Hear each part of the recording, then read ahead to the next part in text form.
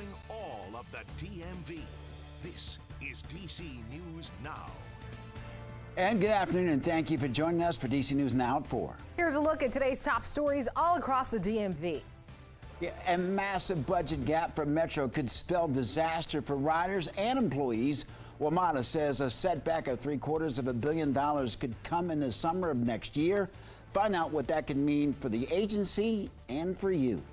Plus, it's day 2 in court for the former Loudoun County school spokesperson accused of mishandling several sexual assaults in the district, or rather in Virginia there, what we're learning as his trial continues. And we're helping you stretch your dollar on DC News Now. The way Americans tip has changed drastically in the last several years. We're looking into how you can walk that tightrope and help your servers, but also not break the bank. And thanks for joining us on this Wednesday for DC News Now at 4. I'm Mark Hall. And I'm Annalisa Gale. We'll get to those top stories in just a few minutes, but it was a wet one around here today. I know, taking a look live outside. My goodness, it was a rainy Wednesday afternoon, as you can see. Let's head over now to meteorologist Scott Sumner, who's in for Damon Matson. And obviously, Scott, you said that the rain was coming, and it's been that way all week. Yeah, a little bit of a soggy solstice, guys. You know, summer solstice is here, and it's a little bit wet out there. As you can see quite nicely, it is still raining up to our neighbors in Washington County. You notice the dual highway here, still some wet roads, and every now and again, you'll see some of that rain flying across the camera. So it's not just here, it's other places as well. Let's take a look at our computer system here, our Lynx 2 system, and you'll show pretty nicely some of those. Actually, that's not 2. So we're going to go with whatever this one is here. 67 at DC, 63 at Waldorf, 66 at Annapolis. We're looking at temperatures are into the 60s most areas, although we do see 59 degrees over towards Winchester and 57 over towards Luray. So because of the clouds, because of the showers around, we do have temperatures that are way cooler than what they would be for the region. All right, now here we go. That's what I wanted to get to, and we're going to get to it now. We're looking at the radar scope, and you can see some of those waves of rain moving from southeast to northwest. And again, you'll see a lot of highways and byways on the wetter side of things this afternoon. A little highlight here as we do a radar tour right now around the district. Pretty much just overcast, as you saw at the top of the newscast there with the Washington Monument and that region being dry. But we are seeing some wetter road conditions, like I said, over to Hagerstown, down to Martinsburg, over towards Winchester along the I-81 corridor, and even further south than that down towards around the Tidal Basin here, although some of these showers are lifting as quickly as we can, moving up and out of the region. We'll talk more about tonight's forecast coming up. All right, Scott, thank you. Well, developing now, WMATA is warning of what they're calling a transit death spiral. Yeah, the system is projected to have a $750 million deficit next July if things don't change. DC News Now's Daniel Hamburg has been speaking with riders this afternoon in Northeast, and he's joining us live from the Noma Gallaudet Metro station. Now, Daniel, what's Metro saying about their projection for the number of buses and trains in the future? Well, Annalisa and Mark, we're talking about a potential 67% reduction in services. That would mean less frequency on Metro Rail and about 96 routes on Metro Bus gone. Now, ridership on Metro Rail is about 50% of what it was pre-pandemic. Metro Bus is 88% pre-pandemic levels. The $750 million deficit accounts for $196 million in pandemic relief it gave to local jurisdictions, $288 million in decreased revenue since the pandemic, with overall ridership expected to be about 25% below pre-pandemic levels come next year, along with greater prevalence of shorter distance trips outside of weekday periods.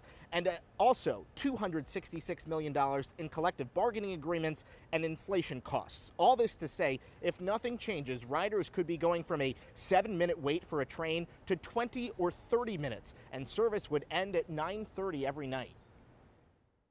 Where we're at right now with about like 7 to 11 minutes is great, but if it goes past that, people are gonna stop riding, right, and find other ways. Now, Metro's Finance Committee is meeting tomorrow at 10 a.m. to discuss next steps, what they need to do here. They plan to meet with community and partner stakeholders. They are going to have community information sessions and go into this budget development process to see where they can get some of this funding. We're live in Northeast. Daniel Hamburg, DC News Now. And Daniel, before we let you go, as some have pointed out, unlike other big city transit systems, WMATA doesn't have dedicated funding sources. So how is that factoring into this? Well, Annalisa, Maryland, Virginia, the federal government and DC all pay into this system.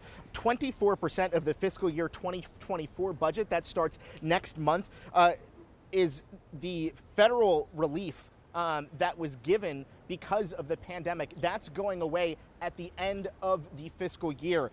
54% of the funding comes from these jurisdictions locally, and then another 22% counts on parking, advertising, and those fare fees. Of course, there are still a lot of people evading fares, not helping the situation.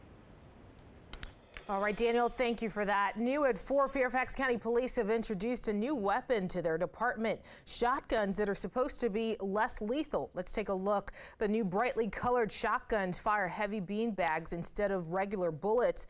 According to the department, this gives officers an additional option they can use when facing what they judge to be less lethal situations. FCPD says during the transition, they've taken 812 gauge guns out of circulation, replacing them with 630 of the new weapons. They say their officers have all been trained on those guns and when to use them. Well, the trial for a Loudoun County Public Schools public information officer continues today. Wade Byard is accused of lying to a special grand jury about information stemming from a series of sexual assaults at Loudoun County high schools. Our Northern Virginia reporter Haley Mylon has been in the courtroom and she has the latest. Day 2 of Byard's trial has featured testimony from several Loudoun County Public Schools administrators, law enforcement officers, and even the mother of one of the sexual assault victims. Now, prosecutors' questioning so far has focused on when Byard first learned of the initial sexual assault.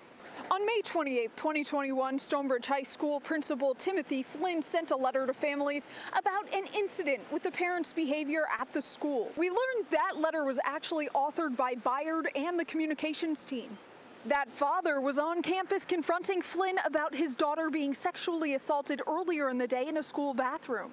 At a school board meeting on June 22, 2021, then Superintendent Scott Ziegler said there'd been no sexual assaults in school bathrooms. The same assailant went on to sexually assault a second student in October of that year, this time at Broad Run High School. Byard told a special grand jury investigating the series of assaults that he didn't know about the first assault until after the second. We'll keep you posted on the latest from inside the courtroom. In Loudoun County, Haley Mylon, DC News Now.